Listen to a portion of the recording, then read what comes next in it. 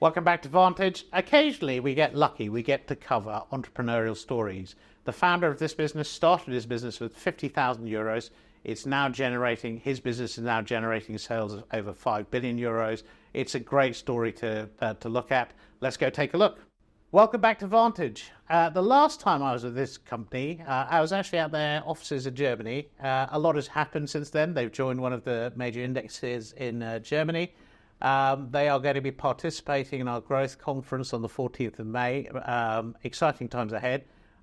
Welcome back to Vantage. Robin, for those who don't know Mutares, could you just give us a quick overview of the business and also your role within that? Yeah, thank you. So I'm Robin, and I'm the founder of the group. From background, I studied finance. Yeah. And then I started at big corporates. I was working for L'Oreal Group, for Escada Group. Yeah. And 15 years ago, I decided to build up my own structure, which is called Mutares, with only 50,000 euros. And today we talk about the business which achieves 5 billion euros in sales and 100 million net profit. Wow, congratulations. I think that it's great to see the business sort of progress. And you buy businesses, improve them, etc. So could you discuss your pipeline of buy-side opportunities in the current environment? One of the things that we've seen is rates have gone up, the cost of living is sort of impacted, etc. So curious to see how that environment's changed. And also particular focus on China, which I understand that you're sort of quite active in as well. So maybe what is Mutares doing in a general? Yeah. So we are going to these big corporates, and we ask them, do you have companies that do not work? Yeah. So companies which are cash losing and where there's really operational improvement potential. Yeah. And we tell them, listen, it is for you better than closing down a business or trying to do it yourself, which you have already tried over the last years, is to carving it out and to sell it to Mutares. Mm-hmm. And then we enter with an own team. So today we have like 150 own operational people working then on the plant. And we do together with the management the turnaround of this business. We want to make these companies strong again, to be profitable again. Yeah. And this is our DNA. Our DNA is that we enter into these companies and that we make them strong again. That's what we, for example, did with a company here in the UK called Specialises Product, a company which was in a very difficult situation, only 20 million in sales and 10 million of losses. And we sent our own team into this company, and after 18 months, the company was 100 million and 10 million profit. Wow. So this is a bit what we are doing. And then we exited this business last year for net proceeds of 160 million euros. Okay. So and China is a sort of growing opportunity for you. So what are you seeing there, and what kind of things are you looking at? Yeah, we are today. So we started the business in Munich, and my first office was Munich. We just started with 2 people. Mm-hmm. Today we talk about 11 European offices. So one of the offices here in UK, in London. But we have in all metropoles in Europe, we have now our own offices. Yeah. Then we said we want to be a global player. And we opened up an office in Shanghai, now in Mumbai and in Chicago. Okay. That Mutares, when we want that worldwide, when a company thinks about selling off, carving out a business, it must be first in mind, first in choice. It should be us. They should think about Mutares. Yeah. So it's and that's what has happened now over the last years. And China is for us, of course, a big market. We already have several subsidiaries there, and that's why we asked now a Chinese individual to run our Chinese companies, and we have a quite nice pipeline also in China. Okay. But how do you plan to fund the sort of continued acquisition activity? And also, I mean, within that context, I know you recently did a bond tap issue, so maybe you can explain how that sort of fits into your funding plans. Yeah, so we are not a typical fund. Yeah. We are a stock listed company. This is the DNA of our company. Yeah. And we did on the equity side, we did several capital raises, but also on the debt side, as you mentioned, we just tapped the bond. We have now a 250 million bond facility. This is a listed bond which we did with Pareto. Yeah. And today we are on both, on the equity side, on the debt side, and we are able to raise additional funds if needed, both on the equity side or on the debt side. And within that, if you're exiting businesses, I'm assuming that you have a regular flow of money to just recycle into those businesses as well. Is that also part of your planning in terms of how you're looking at your acquisition pipeline and where you're deploying your capital? So what we do is we do have, as already mentioned in the beginning, we look on our holding level. Yeah. And on holding level, we achieved this year about 100 million net income. Yeah. So not adjusted EBITDA, but really net income. Mm-hmm.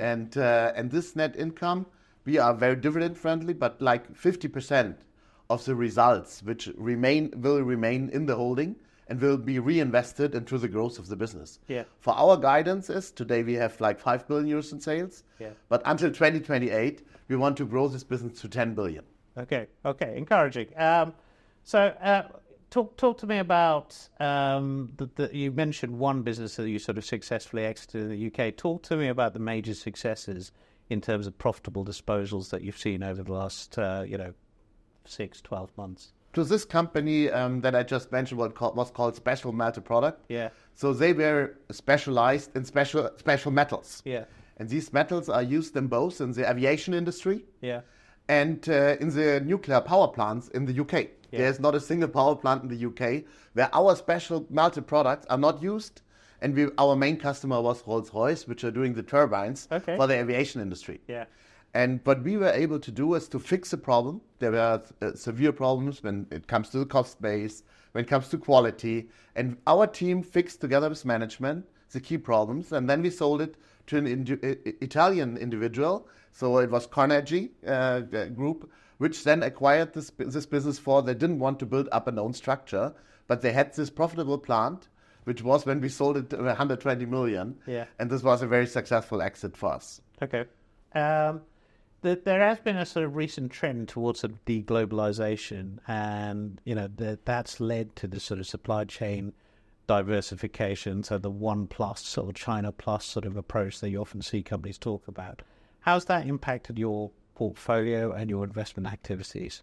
Yeah, we are a global player. Yeah. So we bought several plants in the UK, in Germany, and if our customer, which could be, for example, Rolls-Royce or it could be BMW, is not willing to buy from China, we are able to produce the same product also from Germany. Yeah. Okay. So this is what we originally do. We buy companies which are based in high-cost Europe. Yeah. Okay. Interesting. You recently successfully closed the sale of Frigoscandia. Could you elaborate a little bit more on this exit as well? Yeah, maybe this is interesting. We bought from the Norwegian state. Yeah. So we do, as we are quite a reliable brand today and have a quite strong success rate, we bought many companies from state. These are privatizations. And so we bought Frigoscandia, which is a cooling logistic business in the Nordics, so in Sweden, in Finland, in Denmark, from Norwegian Post. So what are we doing? We are supplying, for example, when you go to an IKEA shop, the meatballs that you eat there will always be delivered from Frigoscandia. Okay. Also here in the UK. Yeah. So this is our business, and so it was a turnaround case. And the state was not able to do the turnaround. We did the turnaround, and we successfully managed then to sell it to a German strategic partner, to DAXA Group, which wanted to enter into this Nordics market in cooling logistics. Okay. So at the start of this, look, I love these stories where, entrepreneurial businesses grow up, etc., into sizable businesses. And I think it was great to see the recognition when, after the last interview, Mutares entered into the SDAX index. As a founder, I'm sure, that's a great moment for you. But, what is the actual impact of that on the business? Has it led to suddenly more investors, sort of you coming onto the radar of more investors? Is it led to sort of, more interest in the business, more opportunities coming through for you? So I went for an IPO in the very early days. Yeah. So I didn't get a lot of money in that moment, but I wanted to be a publicly listed company. For if I buy a company, or if we as Mutares buy companies, our seller, like a Siemens Group, like a state, like Last week we bought from Iveco, a company. These companies and also the Works Council, they want to understand what we are doing. Yeah. And they look exactly into our annual accounts, and everything is public. So for us to be public is quite important, for we buy situations which are difficult, and we are liable for the people that we take over. Yeah. So this is the background. As we are now in the SDAX, of course, this makes me happy. Why? Yeah. For there's much more attention to it. Yeah. So today I'm approached by a lot of corporates telling me, well, I have companies that are in a carve-out situation, and are you willing to take over? So yesterday I was in an investment conference here in London, and two corporates approached me telling me that they would have carve-outs, whether I would be interested or we would be interested in taking over. So it's a real tangible benefit for you. Yeah. Yes. So look, Robin, it's been great to have you back on the cameras. For those who actually want to see the man in person or Mutares present in person, of course, I mentioned the conference on the 14th of May that we're hosting. Please let us know if you have any interest in attending, and we'll send you details. Once again, thank you very much for coming back to the Vantage cameras. It's been a pleasure talking to you. Thanks for hosting. Thank you. Bye.